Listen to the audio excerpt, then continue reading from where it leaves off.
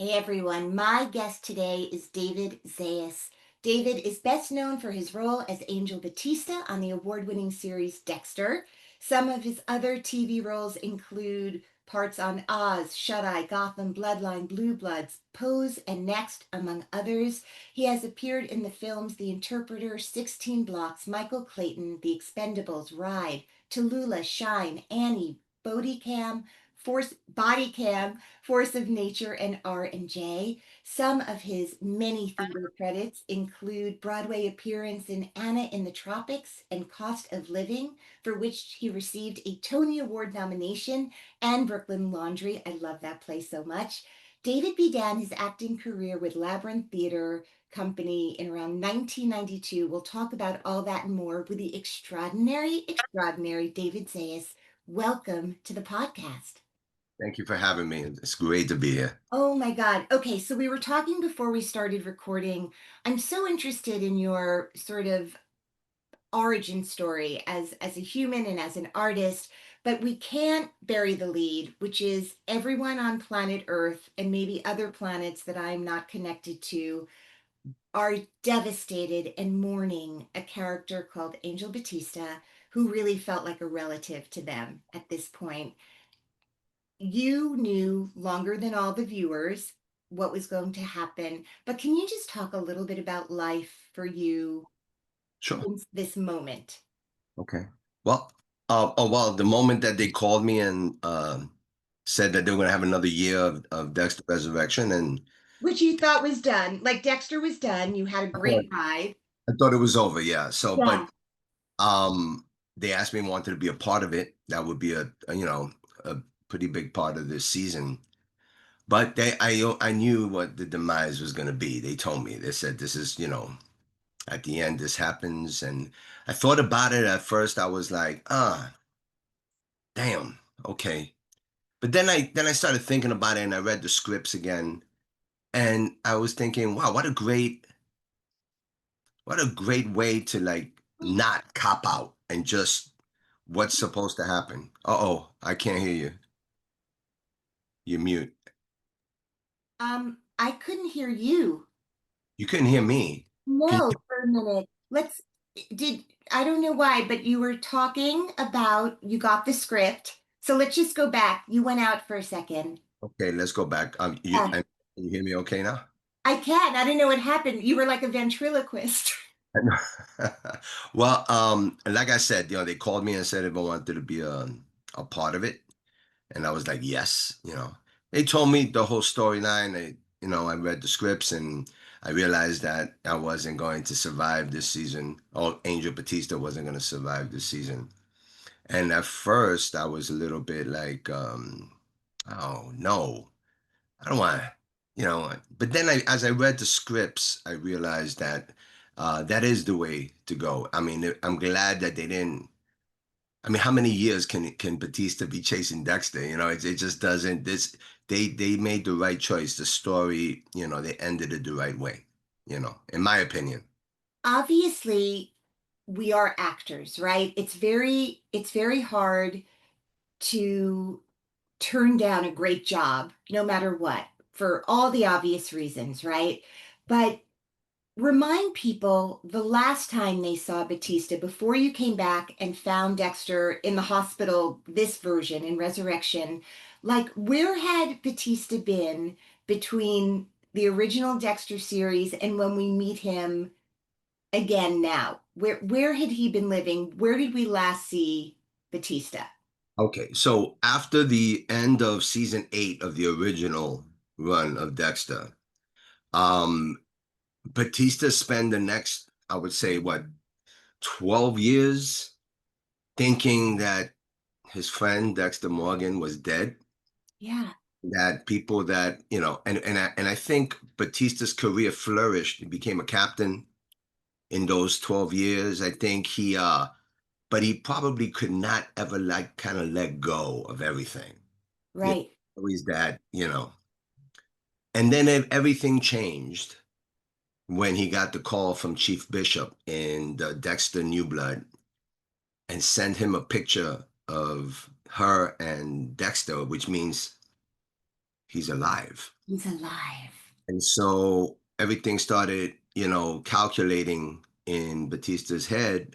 He took out all the files. He started connecting the dots. She told him that he was the Bay Harbor Butcher, which set a light bulb up. And I took out the records of all the killings, and I figured I was going to go confront him and find out the truth, you know. And then, as you know, what happened at the end of New Blood is, he was shot and killed. Well, supposedly, Yeah. right? And they never even show me coming in, you know. So when Resurrection started, it takes place right after that, like, a couple of months or 10 weeks after that, I think, after he's Yeah. been in. And now it's a different Batista. He's not as carefree and trusting as you saw him in the beginning of the series, and he's skeptical, he's angry, he's also very Yeah. guilty about him not being able to find this out that was all under his nose the whole time. Right. Lives that could have been saved, as it were. Yeah, and Yeah. so he is not quite sure. So that first scene with Michael was very cat and mouse, because we don't want to expose our cards so much. Yeah. Unlike the scene in the car in episode 7, where all the cards are out on the table now. So it's um it's a great journey. What a great opportunity for me as an actor to explore this character from A to Z, and you know make him a part of the fabric of this show. And I think I'm very thankful for that and grateful for that. Okay, well, this is for listeners who may not know about your past, the full circleness of David Zayas in character, but David Zayas now doing police officer work in New York City is Right. so meta because David, Batista was a law enforcement officer in Miami in the first series. And I think some people know because fans of Dexter are really obsessed with not just the characters, but the people who play them in this incredibly beautiful way, actually. It's one of the most intelligent groups of fans that any franchise could have and devoted. But David Zayas was a police officer before he became an actor. And I would love for you to just share because the meta of it has been blowing my mind watching this season. And I'm sure it wasn't lost on you, the coming home aspect of it. Can you talk a little bit about your early days before you happened into the lab theater, which changed your life, I'm sure, and you were a police officer? Yes. Well, I joined the Air Force right after high school. Oh, So you did? And where did you go to high school? I went to Stevenson High School in the Bronx, Okay. Townview section of the Bronx. And then after that, I wanted to I wanted to go and explore. You're 18, 19 years old. You just want to, so I joined the Air Force. But like, how did you even, was anyone in your family in the Air Force? Like, did someone come to your school? Did you see a commercial? Like, literally, how are you even like, I'm joining the Air Force? My dad was in the Army Mm-hmm. in the 50s. And but basically it wasn't that. It was just I just had the urge to just leave where I grew up, and explore new things and open up my mind and straighten me out. Okay. And I said, Did oh, you get into trouble as a kid? so much. I mean, other than a few fights, when you live in the Bronx, you better fight. Other than that, no. I was just very the curiosity was a strong Huh. of the world, Yeah. and so I just say, yeah, joined the Air Force. I was stationed overseas in UK. I did 4 years in the Air Force, and then I came out, and somehow I was married with 2 kids. My previous marriage before Liza, and I was like, wow, I need a job, and I had taken the police test when I was a teenager, and I did very well in it. And so my name was on the list when I got out of the Air Force. And 6 months after I got out, they I went to the academy, became a New York City police officer.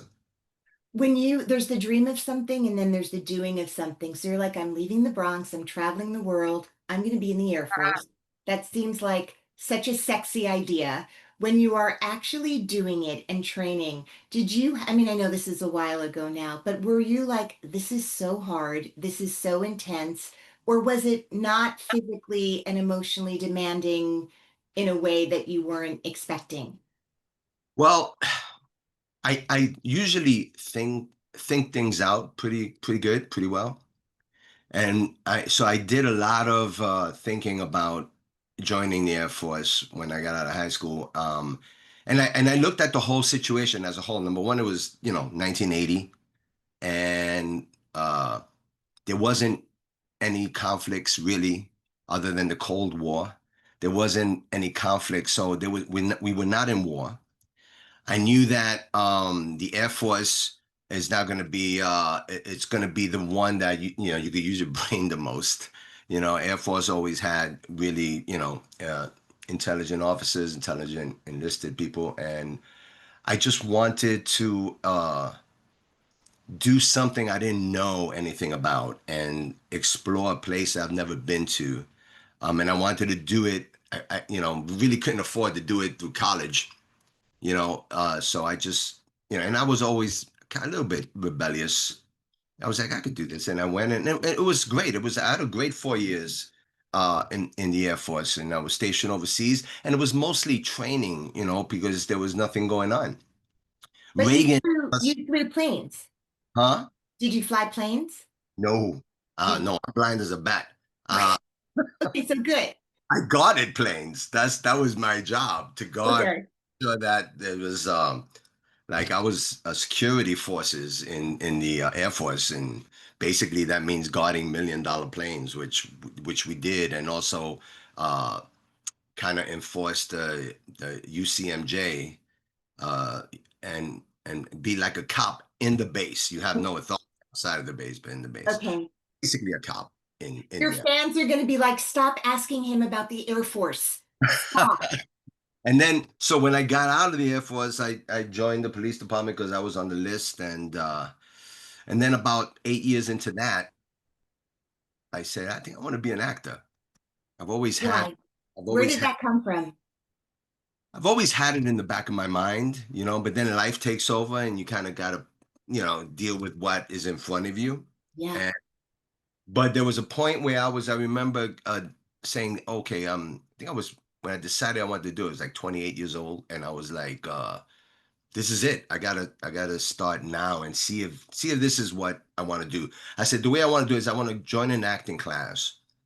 And the way I know myself, the first day of acting class, I'm gonna know whether this is for me or not, you know.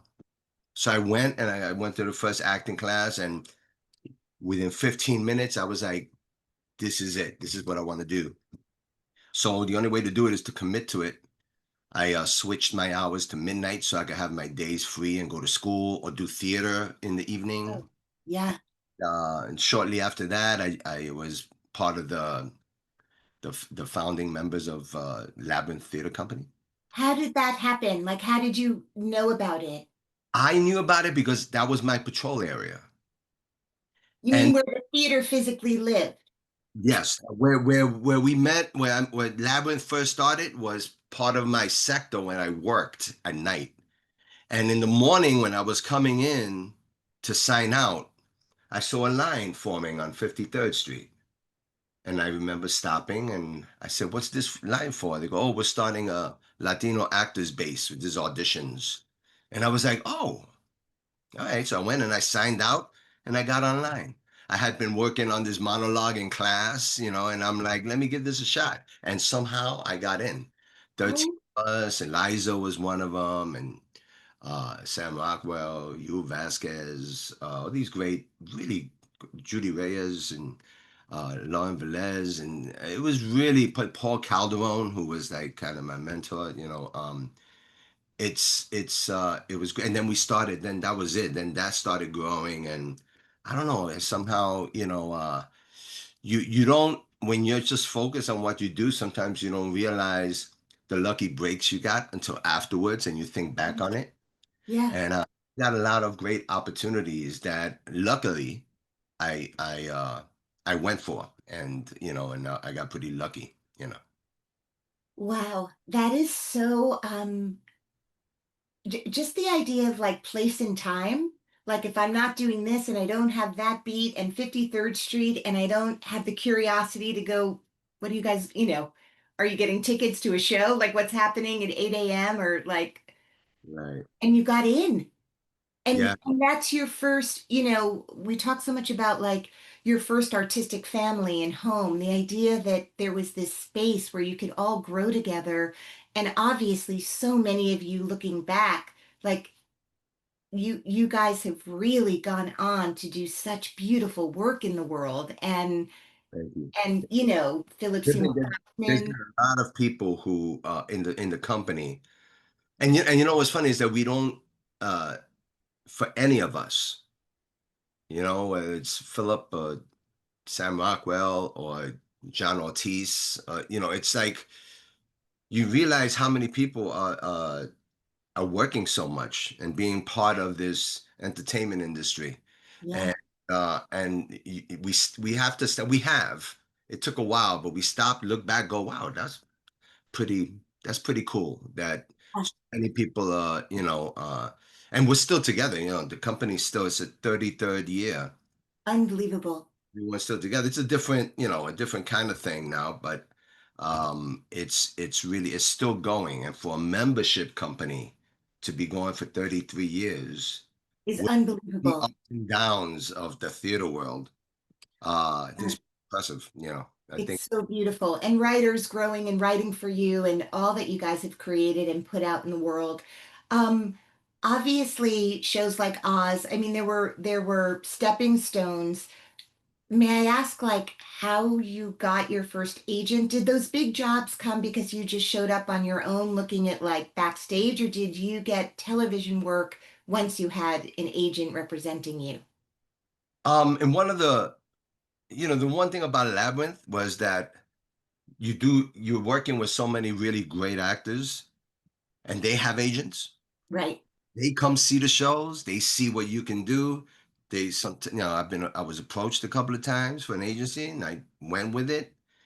And then it's just the audition process went on, and I got I started working on TV.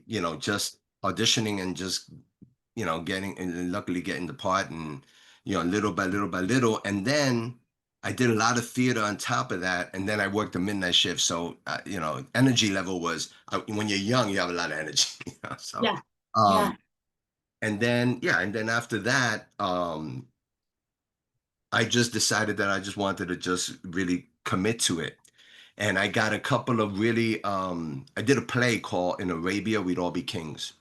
Oh, right. And I remember doing a performance, and the next morning I had an audition for a series, but just for one part of the super. It's literally a day player for on a pilot, and I went in and I auditioned, and the casting director was say, go outside. She gave me another set of sides. She said, go outside and read that one and come back in 20 minutes. That's okay. And then that part was a major part in this show called The Beat that Mark Ruffalo did and everything. And after several auditions, I got the part, and the casting director had been at the theater, the performance the night before, so she was fresh from seeing me, Wow. and she gave me an opportunity. That's a lucky opportunity that I capitalized on, and I started working, and from there, Tom Fontana and Barry Levinson, they wrote a part on Oz for me when the beat got canceled. That's Wow. 3 years. Because they were part of the beat.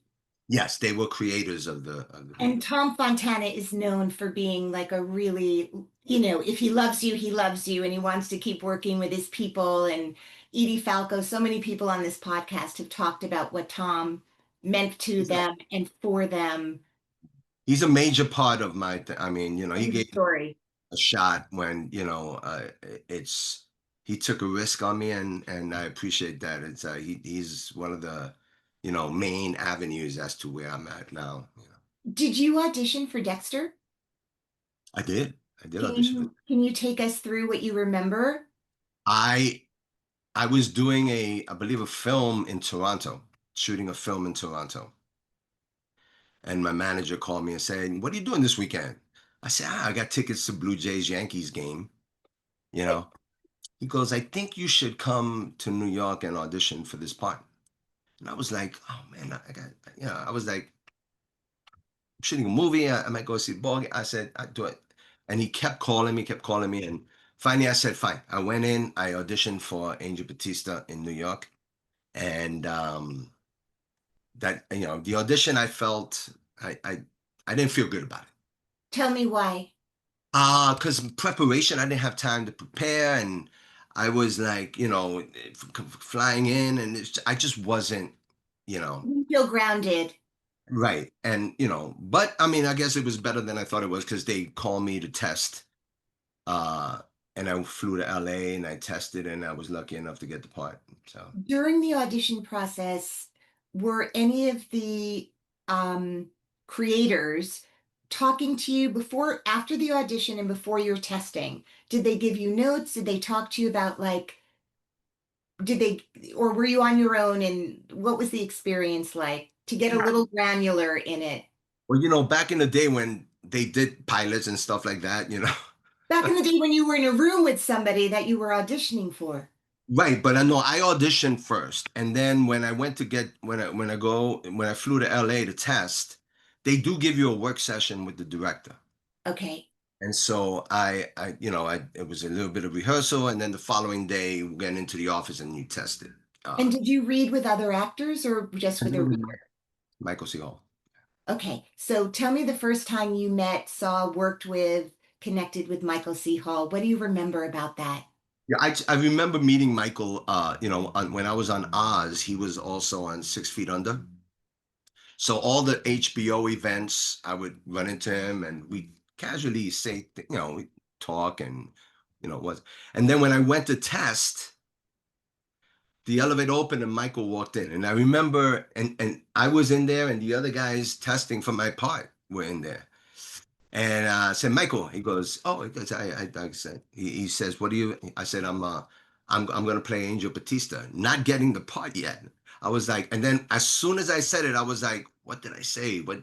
And I looked around, and people are looking at me like, Like, wait a minute, we thought we were reading for it too, huh? "Yeah, yeah," but it was just a mix up. I wasn't saying that I got the part. Yeah. What I said was I'm going for the part. But I was, but it worked out. I got it, and then, like, later on that year, I'm going to Miami to shoot the pilot. And was that a show that you knew was going to have a series pretty quickly, or are you doing the pilot and waiting around a while and then finally hearing? No, we didn't know. We were shooting the pilot, and we're talking to each other saying, "Is this gonna? You think this is gonna work? You think people are gonna like the show? People are gonna root for an anti-hero, a serial killer? Is this gonna work?" And we didn't know. We wasn't sure. Yeah. We were like, who knows? Because you Hope never. so. The moons have to align all the time to get, like, So anyway, we did get picked up, and they decided to shoot it in LA. So I flew in LA. I spent 10 years over there, 6 months out of the year while we shot Dexter. And it was great. It's the fact, best times. And then you'd come home and do theater. I come home and do theater. I'll do another project in my hiatus. And Right. I was able to, I had retired already from the police department in 2000. So I was already out of the police department. And so this came at a really nice time right after that. And yeah, I didn't think it'd be as popular as it's become. I think that's the understatement of the century. It is popular. That's fair to say. Do you first of all, I think I think the writing is consistently fantastic. And I think that Michael C. Hall, you know, it's just kismet, right? When an actor and a part fuse in this way, because on paper, this is a very hard character to understand and get behind, to your point, the anti-hero. There's something, he's just an incredibly charming actor in this. I mean, he's an incredible actor. I saw him in Hedwig, on Broadway. I mean, the things, I don't think people realize that he does musical theater also um, fantastically well, and is a rock star. I mean, he's a lot of things, but it is really an extraordinary thing to explain to someone what Dexter is about and then to say, write it, watch it, you'll love it. It's also hilarious. They're like, it's hilarious. And you're like, yeah, it's actually really funny also, which is just a really unbelievable reality that this show brings all of these things and family, like everyone who works together. It's like you created a family. When did you understand that Batista is hitting in a way that no one can predict or expect, that this character would be so beloved? Like, what does that feel like? While you're doing it, you're so into the work and what you're doing, and then when we first did it, there wasn't internet wasn't I mean, it was there, but it wasn't like the social media, Instagram, Facebook. Right. It wasn't really, people didn't get that kind of word out through there. It was just more Yeah. sort of thing. So I didn't really realize it probably until after after the second season, when every time I went, every time we went hiatus and we were somewhere, whether it was in New York or Puerto Rico or Florida, whenever, people started stopping and talking about the show with me. Not Right. just stopping me and saying you did a great job, but stopping to discuss, Yes. Their theories, their yeah, thoughts, their feeling. like the psychology of Dexter and everything. And I Yeah. realized we have intelligent fans. Like the fan base of this show are really, really smart, and I think that that was a challenge to make sure that we didn't insult them with some ridiculous storyline, which the writers never did. They always wrote something really interesting and, thoughtful. So yeah, I didn't realize that until after, and just recently, before we started shooting this one, I was on a subway, and we stopped over by Lincoln Center, and this group of kids from, I guess, from LaGuardia High School Performing Arts came in, and they all sat, and they all started looking at me, and one came up to me and goes like, "Do you play Angel Batista?" And I realized, I mean, these kids are 16, 17 years old. I realized they're watching it now from 20 years ago when we shot it, right? They're watching it. Exactly. They're starting. So it's the one thing good about streaming and everything is that new people, you're gonna find a new audience every time if it's a good show. Yeah. Like, No, I know. And yeah, also really young people are watching this show too, like young people, and they're not up at night. Like they're not terrified. Like they can go to sleep. And I think that's really interesting too, that there's something about the way the subject matter. I mean, look, the idea of a vigilante, the idea of somebody like, doing it for good versus for some, I mean, it's complicated, and I'm sure someone could talk about the psychology of Dexter and his role in the world in a mhm. much more intelligent way than I can. But there is something to me who gets really scared watching things, and I always go, no, I can't watch that. I don't feel that way about this show. And I just think that's interesting that there's something about how human it is, that the humanity sort of overwhelms the experience more than the very, because the killings are very graphic. I mean, they don't shy away, right? Yet Right. in any other context, I don't think I could watch it. And I just think it's interesting that I can without One going, of covering my eyes. one of the answers to that, I feel, is that uh the structure which these smart writers wrote is, you're in the audience, the viewers are in Dexter's head. Right. listening to everything he's thinking. He's Right. Literally. planning why Yeah. he's doing his thing. And I would say subliminally, you get into the mind of Dexter, and even though you don't condone his actions, you understand it. And when you Right. understand something, it brings you closer to it. Yeah. I I think that's think right. that the smart, monologue that the audience hears, which the characters in the show don't. Right. And, Right. like the audience knows more than any of the other characters in the show because they're listening to his thought process. Yeah. Thought process isn't just evil, isn't just I'm just gonna kill. His thought process is he explains why he's gonna do this, does his research. Yes, has a sickness, has an urge to kill, and then following the code of his father, he Hmm. so then people kind of it softens the blow when they see the violence and the blood Yeah. because they've been led to that place intellectually because they hear Dexter speaking Right. what he's thinking. And I think that if it was just Dexter just killing people and not explaining what I think people would be more, this Right. with it. But because Yeah. he explains it, and Michael C. Hall is such a compelling, he's such a great actor, and he knows exactly. He's like a musician. He's like maestro, just hitting all the beats, hitting all the points. And he's so good at it that people were drawn to him. People are still drawn to him, and I think that makes a big difference. And that's interesting television, I think. How many years had it been again since you guys had worked together in these characters? Oh well, we ended in 2013, Okay. and then I did a couple of episodes, but I didn't work with Michael in the New Blood. Right.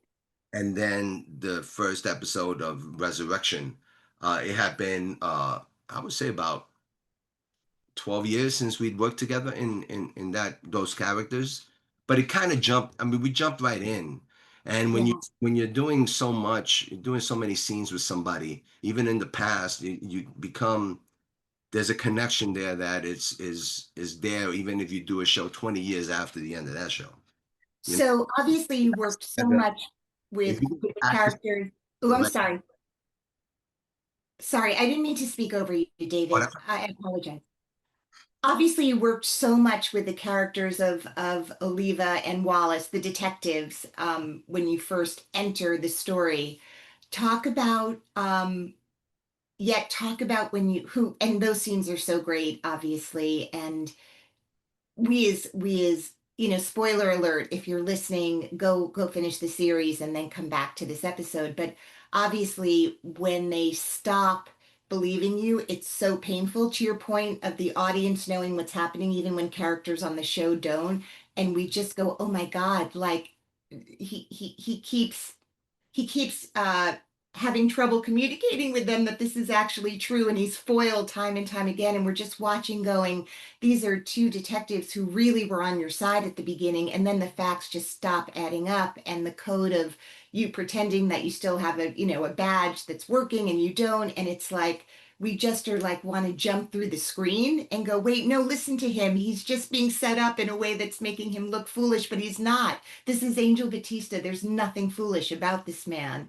And it's really heartbreaking. It's like Willie Loman all of a sudden. I mean, it's the gravity of it is so devastating. But I do, so A, kudos to all of you for just doing those scenes, building a relationship so that it really matters when they stop believing you. It's very painful as we watch that.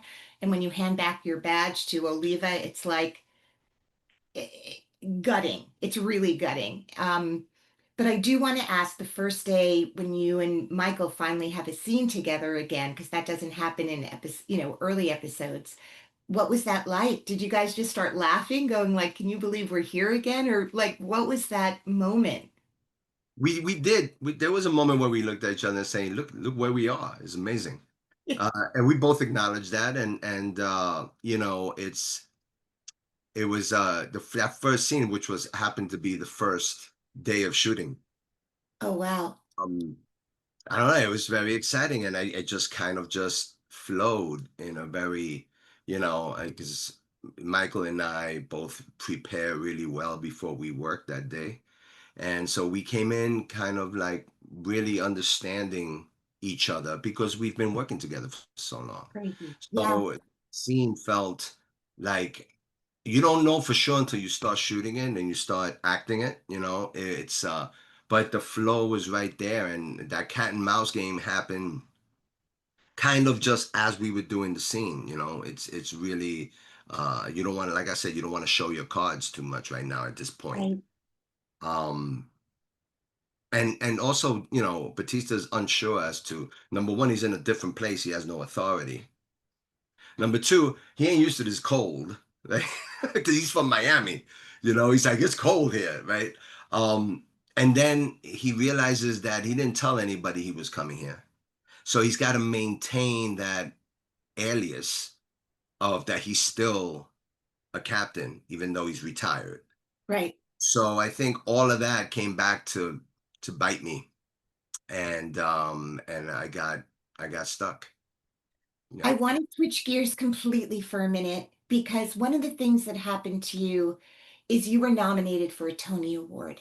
And for all the years that you have done theater, I would imagine it would be hard to deny the thrill of having a community of people that you respect and respect you, show you this respect in this traditionally wonderful way for actors. And I want to know if we could just go back to that, sort of what that morning felt like. Were you expecting a Tony nom? And what happened in your household? Uh, I I wasn't expecting. I've learned how to just curb expectations because always. So yeah, no, I wasn't expecting it. You know, every job I do, I really try to put 150% of me into it. You know, and usually, you know, when these things come along, it has to do with the writing, right? It has to do with the story that's written, giving you the opportunity to express your talents by the great writing that there is. And Martina Mayok, who wrote Cost of Living, who won a Pulitzer for Cost of Living, Incredible. Yeah. she wrote this amazing piece. And when I read it, I was like, wow, what a, I didn't think about, oh, I'm gonna get an, no, I thought about like, I get an opportunity to do some really good theater. I get the opportunity to sink my teeth into this great role that I could explore the humanity of things in on stage. And that was exactly the opportunity. And so I was in Wyoming with my son, DJ, and Matthew McLaughlin, he's a writer. And we were at the college in Wyoming, doing a little workshop, writing, acting workshop. So I was there. And on that day that I was there in that workshop, I found out I got nominated for a Tony Award. And a little bit shocked, you know, but happy, you know, very excited. And then when I came back from Wyoming, there was a lot of the press and everything that goes with that, you know. Um, it was really cool. I gotta say, I'm not gonna lie. I thought it was, Why would you? Yeah. and going to the Tony Awards and just hearing your name and when they announced the nominee, it's just, you know, you try to be careful as to those expectations when you're just trying to get work. Um, but it was really exciting, and I really loved that opportunity. It's incredible.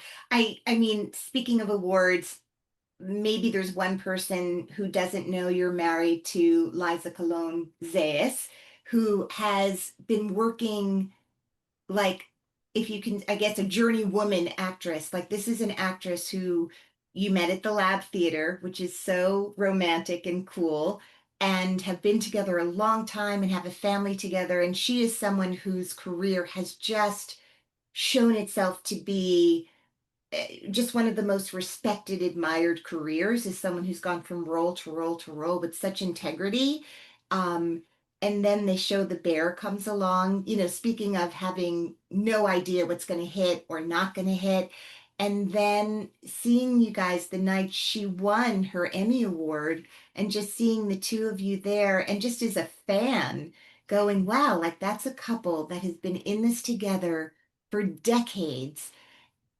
for none of this, right? Not for that stuff. Like just doing the work step by step by step, raising a family together. Can you just talk about that night?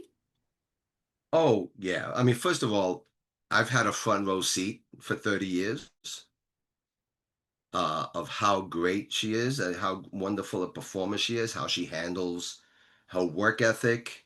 So I've been watching this because she's killed it in theater. She's won every award in theater. Yeah, She's done Pulitzer Prize winning plays, and yeah. she's always been working steady in theater. It was there was times where it was hard to break through into television and film, and and there was a struggle there, and she maneuvered through it. And then during the pandemic, the Bear audition came in, and she did it, and then she got it. We really had no idea. We said, oh, this is good. I read it, it's great. But who knows what's going to get picked up these days, right? So she was lucky enough to get it. She got it, and she went and she did her thing, and next thing you know, the show gets picked up, and then it hits, and then there's an explosion of people loving the show and loving her character. Um, and it's just so satisfying, to sit there and watching her win an Emmy, just thinking, wow, this is I'm glad I got the opportunity to see that, whether it's me or not, but Yeah. it my circle. It's really just like when Philip Seymour Hoffman won the Oscar, we were all in John Ortiz's house watching it, and it just felt like we all, it's just great. So I'm so happy for Liza. She's so wonderful, and she's always been supportive. We've always been supportive of each other, and it was great. It was fantastic to watch her win. It was great. So beautiful. We'll be there again this year, hopefully, maybe. Who knows? You never know. Number two, do you guys, because a lot of actor couples are like, no, I'm never working on stuff with my partner. Like the art of auditioning at home now is so bizarre and strange. I don't even know if you still audition for things. I would imagine there's a lot of offers that come your way, and maybe occasionally you still have to audition depending on the size of the thing. You get some offers coming in, but you do. I still audition. It's just the reality of it. It's like you audition, or it depends on now at my age and with my experience. I really go with the role. What kind of role are they offering me? Because it's important to me to be a show representation in a way that's not, stereotypical.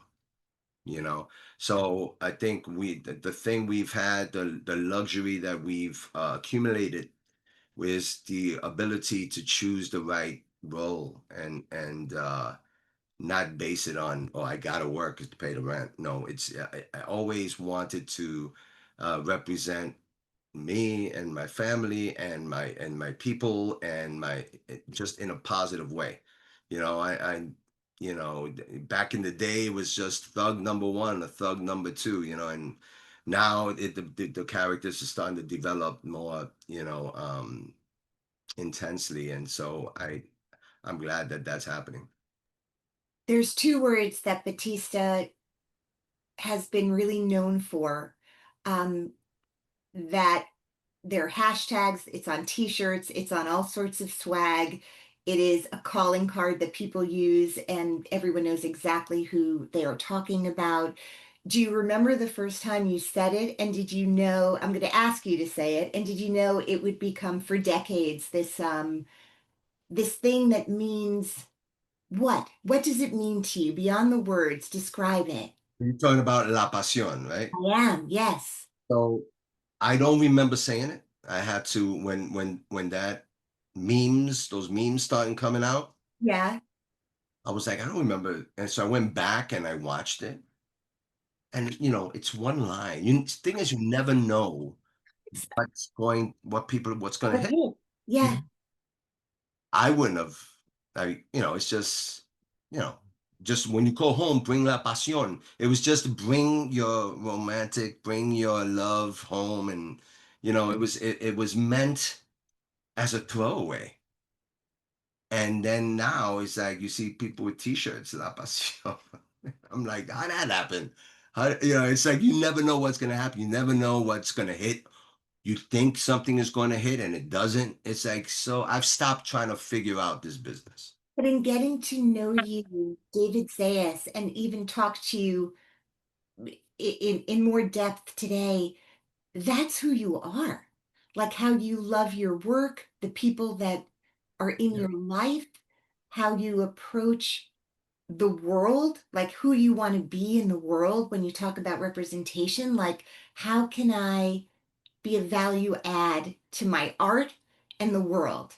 And I feel like it's it makes in the world of like beshert, as they say, that word of like meant to be, it's so like of all the words and phrases to be attached to a human, not just a character, but to you, I feel like it's you. Like there's something very magical that of all the phrases, of all the gin joints in all the world, like that is who you are. It is everything good and beautiful and respectful and generous. And you're such a beautiful actor. The idea that I've watched you in audiences in New York theaters for years, literally since like 1995 maybe, coming, that's my beginning here as as a student and going to see theater in New York, and like it's just incredible to me. I mean, you're just such an extraordinary actor, and the idea that you just knew it, right? Like, I'm going to get out of here. I'm going to travel the world. I'm going to join the Air Force. Now I have kids and I need to support them. Oh, I took that police test. Like, oh, look what's happening on 53rd Street. Oh, look at this community of people. And I'm sure a lot of people in that original audition who were accepted into the lab didn't stay, right? Like there were these, you have to, there was a core of you. A few didn't stay, but for the most part, You did. everybody stayed. You know, Yeah. I mean, look, I guess where's anybody going? but I will say about going back, thank you. I appreciate all the nice So things. true. But it always boils down to, who you're working with. Even like this year, the new Katia and Dominic, working with them, you realize I'm in a world of professional actors that are just killing it. Because Yes. I loved working with both of them, and I love those scenes, even though they at the end it didn't go Batista's way. Yeah. But as an actor, you get to work with people that care as much as you do about what they're doing. And that I think is, if you have that common denominator, uh magic, there's an opportunity for magic to happen. Yeah. And I think that working with everybody, Michael and Jack and James Remar and Dominic Formosa and Katia Saraf, having the opportunity to work with them is pretty cool. And then I get to work with, like, you know uh, do scenes with Uma Thurman and Peter Dinklage. It's like, What? what what But what's they're going on Dexter. What is happening? on? Yeah, Sometimes I stop and I'm like, holy shit, what's going on? exactly. But Exactly. it's good. It's always, it's exciting. It keeps me young. It uh it's what I love to do, and I'm gonna do it until I can't do it no more. It's not like it's you know so thank you. And I think part of it has to do with the people I work with, the writers, the directors, the other actors. And I've had nothing but a string of amazing experiences. I haven't had too many setbacks when it comes to the artistic part of it. So it's really it's wonderful to be a part of that. And that's what I like being an actor, is the community part of it. You share something that, it's a camaraderie of this business and what they do, including the crew, the great crews, and everything that they have. So I love it. And I love the opportunity that Dexter Resurrection has given this character. And, Yeah. it's Yeah, it, it's like I couldn't think. I mean, he went out with a bang. What are you gonna do? he did. Before I let you go, is there a little known fact about David Zayas that you can share? There's a lot of little known facts that I don't share. But I think one of them is I love, absolutely love musical theater. So people would think, oh, this guy's not good. No, I would just, I'm Sunset Boulevard, feeling like it's just I love musical theater. I also discovered that as I get older, I'm an avid reader. Read a lot, and I didn't do that when I was younger. Mhm. You didn't understand how So good. yeah, I would say that's the thing that people would be surprised to hear from me that I'm a. I don't know, I think the two of them. I think the real thing that the musical theater, oh my God, I my brain is filled with musicals that I want to see you in now. Um, I guess Dave, when you see something that you don't think you can do, like I can't sing, right? So it's something that wow, that's amazing. It's like uh, and I love the energy of it. I love the world around it. It's a lot of fun, and I'm yeah. in the right city to do it. Are you reading something right now, or are you in between books? Oh, I read a lot of biographies. Like Who are you into right now? I'm reading a Bruce Springsteen biography before the movie comes out in October with Jeremy Allen White. I'm a big Bruce Springsteen fan. Yeah. So I try to read as many biographies as I can, just to get into the world of other people that are doing the Yeah. same thing I'm doing. Yeah. Uh, Deeply. so yeah, so that's it. All right. Well, I can't read the David Zayas bio. I wonder who's going to write it. Well, if it's a biography, anyone can write it, but maybe the David Zayas autobiography is something in your spare time you might want to look at. It would be a pretty great story, and I would read it. Okay, wonderful. Now I know. Good. All right. Have a great day. I will see you soon. Thank you for being on the show. Thank you so much. I'll come back anytime. All right. Thanks. All right. Bye, David. Bye. Bye.